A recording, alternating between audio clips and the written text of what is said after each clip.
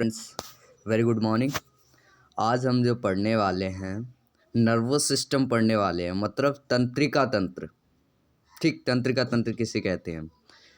Nervous system जो हमारी पूरी बॉडी को कंट्रोल करता है उसे हम नर्वस सिस्टम कहते हैं। ठीक, थोड़ा इसकी साइज पतली कर दूं। ठीक, कंट्रोल ऑफ कोऑर्डिनेशन लिखा ही है। हमारी बॉडी को पूरी तरह से कंट्रोल करता है, उसको हम कहते हैं कंट्रोल नर्वस सिस्टम। जो नर्वस सिस्टम हमारी बॉडी को कंट्रोल करता है, हमारे पूरी बॉडी को कंट्रोल करता है। ओके, अब हम इधर पढ़ेंगे नर्वस सिस्टम के पार्ट्स के बारे में। किन किन चीज़ों से बना होता है नर्वस सिस्टम, किन किन ऑर्गन्स से। नर्वस सिस्टम ऑर्गन्स, कौन कौन से ऑर्गन्स पाए जाते हैं? तो पहला तो क्या होता है? पहला तो ब्रेन ही होता है। Brain, spinal cord, nerves. Nerves मतलब नसें नहीं, नर्व्स का मतलब यहाँ पर है कि जो सिग्नल पहुँचाने वाले जो नसें होती हैं उन्हें हम कहते हैं nerves. Very compulsory organs nervous system. ये तीन जो नर्वस सिस्टम के पार्ट हैं ये बहुत ही कंपल्सरी, बहुत ही ज़्यादा ज़रूरी होते हैं। ठीक, अब आगे आ गया नॉन कंपल्सरी बट इम्पोर्टेंट। ये नॉन कंपल्सरी उतने कंपल्सरी तो नहीं है, लेकिन इनका भी यूज़ होता है। ऐसे 5 ऑर्गन्स और होते हैं जिन्हें हम क्या कहते हैं? सेंस ऑर्गन्स कहते हैं। We have 5 organs in our body. हमारी बॉडी में 5 ऑर्गन्स और होते हैं जो नर्वस सिस्टम को हमारे लिए बताते हैं कि क्या हो रहा है, क्या होने वाला है। ठीक, जो सिग्नल पहुंचाते हैं 5 सेंस ऑर्गन्स और होते हैं। तो ये कौन कौन से होते हैं? तो पहला तो हमारा ईयर हो गया, ईयर मतलब कान। आई, आँख हो गया। नोज, नाक हो गया। टंग, जीभ हो गया।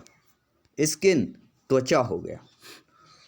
ठीक, जो हमारा ईयर होता है, ईयर क्या करता है? हमें साउंड सुनने में मदद करता है। और इनके रिसेप्टर्स भी होते हैं। रिसेप्टर्स मतलब वो चीज़, देखो, रिसेप्टर्स वो होते हैं जिनसे हमें यह पता चलता है कि हमारे वातावरण में जो चेंजेस आया है वो क्या है। तो इनको हम पढ़ते हैं। They are groups of cells which are present in all these sense organs and that can actually dictate changes in environment of the can respond to change in environment। समझ में आया? जो रिसेप्टर्स होते हैं वो सेल्स के group होते हैं और वो हमारे सेंस ऑर्गन्स में पाए जाते हैं, और जो हमारे वातावरण में बदलाव आता है उसको बताने में हमारे ब्रेन को या फिर हमारे नर्वस सिस्टम को बहुत ही मदद करते हैं। ठीक, रिसेप्टर समझ में आ गया। अब रिसेप्टर के ये सारे रिसेप्टर पढ़ते हैं। इन 5 के रिसेप्टर होते हैं अलग अलग। जैसे ईयर हमारे लिए साउंड सुनने में मदद करता है, इसका रिसेप्टर नेम होता है फोनो रिसेप्टर्स। ठीक, आई क्या करता है? आँख। आँख क्या करता है? आँख हमें देखने में मदद करता है। लाइट, ये कौन सी लाइट है, ये कौन सा कलर है जिससे मैं लिख रहा हूँ। ठीक, ये हमें देखने में मदद करता है। ठीक, तो ये क्या कर रहा है? ये कौन सा? फोटो रिसेप्टर हम इसे कहेंगे। ठीक, नोज, नोज क्या करता है? हमें स्मेल, सूंघने में मदद करता है। तो हम इसे क्या कहेंगे? All factory receptors. क्या कहेंगे? ऑल फैक्ट्री रिसेप्टर्स, सूंघने में मदद करता है इस वजह से। टंग, टेस्ट, जो हमारी जीभ होती है किस चीज़ को टेस्ट लेने में मदद करती है? ठीक, टेस्ट लेने में मदद करती है, और इसको हम क्या कहते हैं? गस्टरी रिसेप्टर्स। क्या कहते हैं? गस्टरी रिसेप्टर्स। ओके, जो स्किन होता है वो हमारे लिए टेम्परेचर बताता है। ठीक, तो हम इसको क्या कहेंगे? Thermo receptors. ठीक, इसका रिसेप्टर नेम होता है थर्मो रिसेप्टर्स, जो हमारे लिए टेम्परेचर बताता है।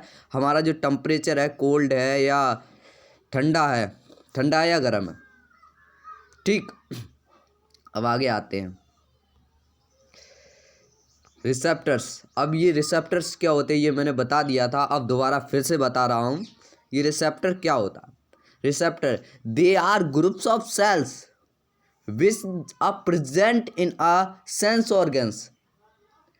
सेल्सों का ग्रुप होता है जो हमारे सेंस ऑर्गन्स में प्रेजेंट होता है, उसको ही हम रिसेप्टर कहते हैं, जो कि हमारे इन्वायरमेंट में यानी हमारे वातावरण में जो बदलाव आया है, जो चेंजेस आया है, उसको पता करने में हमारी मदद करता है। ओके, अब हम न्यूरॉन्स के बारे में पढ़ते हैं, क्योंकि हमारे ब्रेन में न्यूरॉन्स होते हैं। नर्वस सिस्टम में 2 बिलियन न्यूरॉन्स होते हैं, और इतने छोटे से दिमाग में 2 बिलियन न्यूरॉन्स, बहुत ही कमाल की बात है। और जो स्ट्रक्चर आप देख रहे हैं ये न्यूरॉन्स का स्ट्रक्चर है। ठीक, ये न्यूरॉन्स का स्ट्रक्चर है। और न्यूरॉन्स क्या करता है, ये क्यों है हमारी बॉडी में? न्यूरॉन्स हमारी बॉडी में सिग्नल पहुंचाने का काम करता है, समझने का काम करता है। ठीक, neurons are type of cells found in the organs of nervous system. जो नर्वस सिस्टम में जो ऑर्गन्स होता है उसको ही हम, ठीक है, फिर कहाँ पर थे कि जो नर्वस सिस्टम है, ये नर्वस सिस्टम का ये पार्ट है जिसे हम कहते हैं न्यूरॉन्स। न्यूरॉन्स को एक प्रकार से हम ये भी कह सकते हैं, neurons are unit of nervous system. Nervous system की यूनिट है, पार्ट है।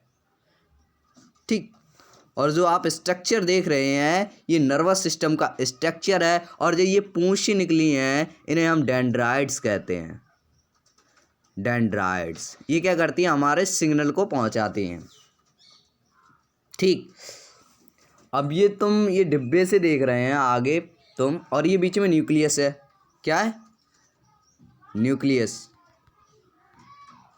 और ये बीच में ये न्यूक्लियस है और इसके ऊपर से साइटोप्लाज्म है। ये एक प्रकार से सिंपल सेल की तरह नहीं है, लेकिन बीच में तो सिंपल सेल की तरह लग रहा है, लेकिन ये कुछ बहुत ही लंबा सेल्स होता है। और हमारी बॉडी में सबसे लंबा सेल कहाँ पाया जाता है? वो हमारे ब्रेन में पाया जाता है, जिसे हम न्यूरॉन सेल कहते हैं। ये ठीक, ये भी याद रखना।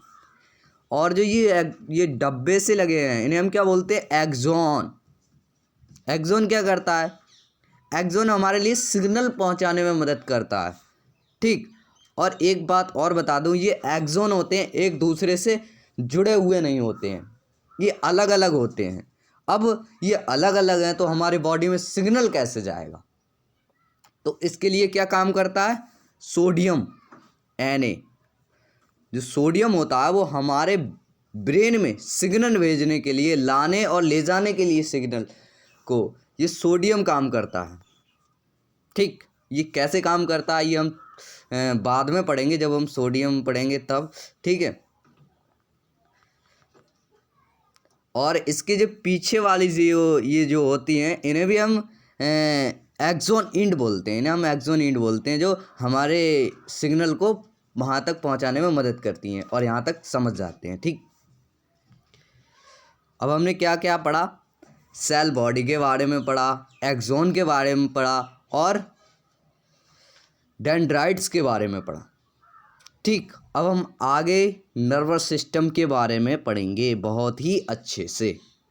ठीक, तो तब तक के लिए बाय बाय।